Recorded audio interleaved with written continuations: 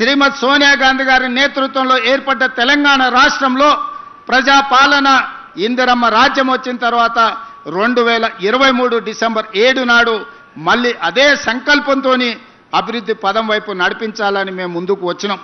దాంట్లో భాగంగా అరకపూడి గాంధీ గారు కావచ్చు, మహేందర్ రెడ్డి గారు కావచ్చు, గద్వాల విజయలక్ష్మి గారు కావచ్చు, డిప్యూటీ మేయర్ కావచ్చు, లేదా వేదిక మీద ఉన్న చాలా మంది కార్పొరేటర్లు ఈ నగర అభివృద్ధిలో భాగస్వాములం అవుతాం, మీకు అండగా నిలబడతాం, మీరు చేసే ప్రయత్నానికి మేము సంపూర్ణంగా సహకరిస్తామని చెప్పి ఈరోజు ఈ ప్రజాప్రతినిధులందరూ కూడా ముందుకు వచ్చి ప్రభుత్వం చేసే అభివృద్ధి కార్యక్రమాల్లో భాగస్వాములు అవ్వడమే కాదు, వాళ్ళ అనుభవాలను వాళ్ళ సూచనలను ఈరోజు ప్రభుత్వానికి అందిస్తున్నారు.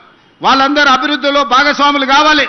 ఈ నగరం ఒక గొప్ప నగరంగా అభివృద్ధి చెందాలి. ఈ నగరం బెంగళూరుతోనో, ఢిల్లీతోనో, ముంబైతోనో, చెన్నైతోనో పోటీ కాదు. ఈ నగరం న్యూయార్క్తోనో, టోక్యోతోనో, జపాన్తోనో పోటీ పడాలి. సింగపూర్ అంత గొప్పగా ఎదగాలి అని వీళ్ళందరూ ముందుకొచ్చి ఈనాడు ఈ ప్రభుత్వానికి అండగా నిలబడి ముందుకు వెళ్తున్నారు.